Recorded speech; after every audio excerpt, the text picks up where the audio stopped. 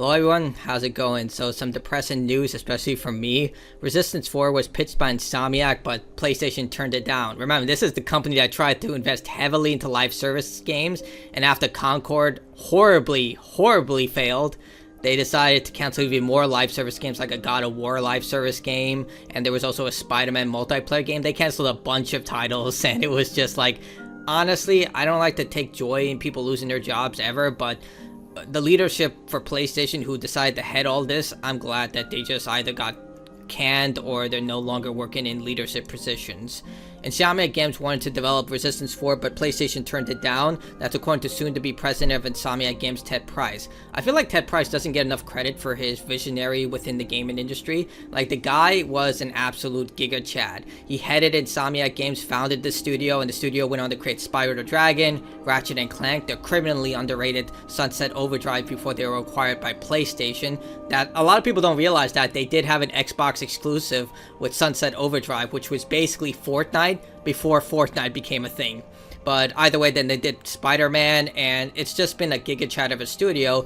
And Resistance was a launch title for the PlayStation 3, and it blew a lot of people away. It was a complete left field for what Insomniac was known for. They were known for more like happy-go-lucky, even though they were violent games like Ratchet and Clank and Spyro the Dragon. But Resistance was a dark, sci-fi, first-person shooter that took place in an alternate version of World War II, where it didn't happen, and instead it was a war against these types of aliens called the Chimera. Well, you didn't fight the Chimera per se, you fought an infection that turned people into hybrid versions of the Chimera. It was an absolute incredible sci-fi game, and it was basically the Gears of War for PlayStation. That's the best way I can put it. It is one of the most criminally underrated franchises in my opinion, because it never got remastered. Like, I know I'm talking a lot about this, but it's one of the worst things you can possibly imagine. An absolute incredible game, and instead of remastering this legendary franchise so new audiences could experience it, they decided to instead put money for Horizon Zero Dawn Remastered. As much as I'm a fan of Horizon Zero Dawn, a remaster of that game was completely unnecessary.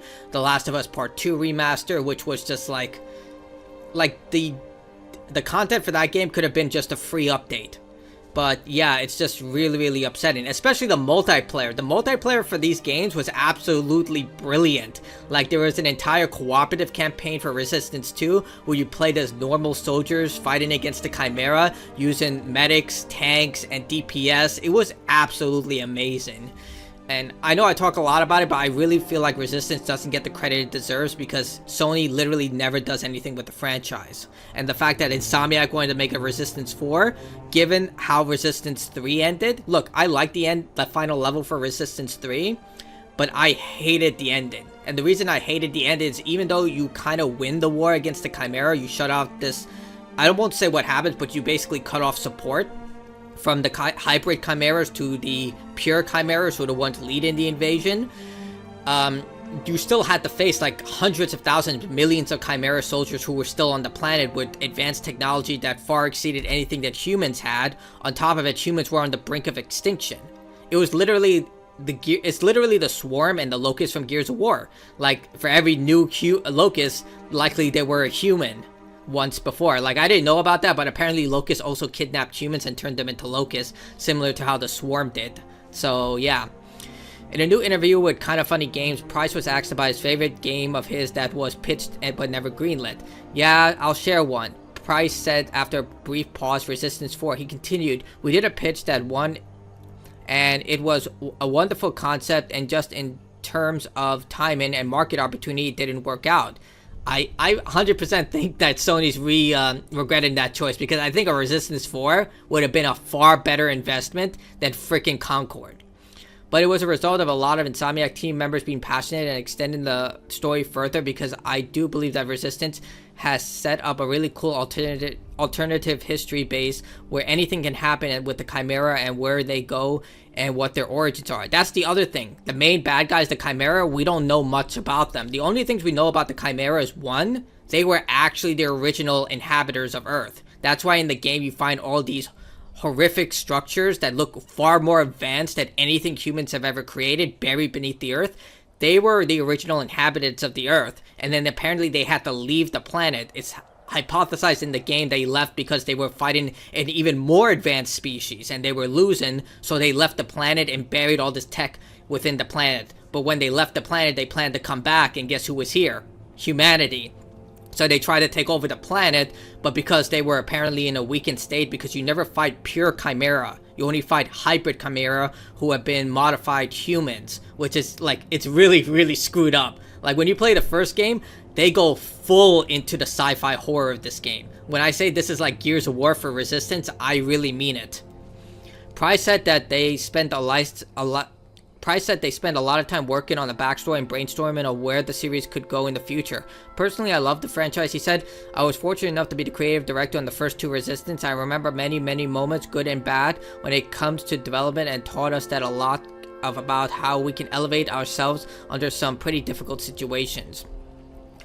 For more, so that's the end of it. So that's really, really sad. Like, I hope that Sony decides to greenlight this, and if Ted Price decides, you know what, I'll come back as a consultant because he is retired and work on this franchise, I would love that. But I don't see that happening in the near future because, you know, Sony's going to have some crap about, oh no, there's not enough market for this and all of this. I would argue because Gears of War is still relevant to this day. Like, Gears of War is a wonderful franchise, don't get me wrong. But because that franchise is still strong, I would say there are a lot of people who would want a Resistance game. Heck, release it on PC. Make a Resistance trilogy, which they did do. Make it, put it on PlayStation 5 and PC, and I guarantee you're going to get a large amount of people who are going to love this game. It's like with Days Gone. Like, once it came to PC, it gained a mass resurgence of people who loved the game. Granted, it launched in a fixed state. Like, a lot of people who state that Days Gone was a wonderful game, absolutely incredible experience. I loved Days Gone. The unfortunate reality is when the game launched, it was absolutely broken. It had audio sync issues, crashing issues, texture issues. Every issue you can imagine was in the game. Only when it was fixed that a lot of people start to enjoy it. But in this case, I'm almost certain there is a market for people who want a game like this. Like dark fantasy, well, it's not dark. Dark sci-fi, violent monsters, alien invasions, super, sci-fi weapons that could shoot through walls and project laser barriers. I don't see how any gamer wouldn't love that. It's like with Killzone. Like, everyone's been begging for a Killzone remaster of the first 3 games. But Sony just, you know, they put their money in these live services and these Concord games because they want that recurring revenue despite not noticing and reading the room that people are done with this shit. If there's a live service out there, either people have invested too much time and money to be pulled away from that, or the live service has to be so absolutely fun, like Deadlock or Marvel Rivals, that people are willing to make the leap to that game. But it's very, very hard to do. But I feel like this would be a sure thing, and it would also test the waters to see how many people are willing to invest in this. Granted, I doubt if they release a Resistance remaster, they would ever put the multiplayer function, which is very disappointing, especially with Resistance 2, seeing that there's an entire narrative set to the cooperative missions, where the bunch of soldiers are fighting high-level chimera from specialized bosses. Granted, they're reskins from the main campaign, but they made it work. Like, Insomniac Games is incredibly creative. Even their flops, like the game Fuse, which I doubt a lot of people are still who know what that game is. It was a cooperative shooter as well. They made the best with the resources they had, and it shows when people are creative enough, they can take what they have and create something entirely new. Another great example of that would be RGG Studios, who constantly recycles the same character models, assets, and creates brand new Yakuza games and Lost Judgment and stuff like that, like the next Yakuza Pirate game we're about to get. But this just makes me incredibly sad. Like, all that money that went into these live service could have gone to Resistance, and I think if they actually invested a time and money into it, it would be one of their flagship franchises. But this is where we live in right now. So tell me what you think in the comments below. This makes me incredibly depressed. You have no idea. I love this franchise, and it really breaks my heart that a lot of people are not familiar with it and it's stuck on the PlayStation 3. Well, technically you can play it on the PlayStation 5 through their crappy streaming system, which really sucks. I don't think you can buy it at the moment, which is really, really stupid. I will give you money. Just let me buy and download the game. If you can, and they resolve that, I will gladly give them money for Resistance, but at the moment, the last time I checked, you have to play it through their streaming software, which it really, really sucks. But yeah, that's it from me. I'm sorry this was a pretty of a downer downer video, but please play Resistance if you can. You can probably find it for very, very cheap on eBay for like $5-6 if you're good. Hopefully they're not too expensive, but there are also other ways I won't say that you can play the game. But that's it for me. Bye.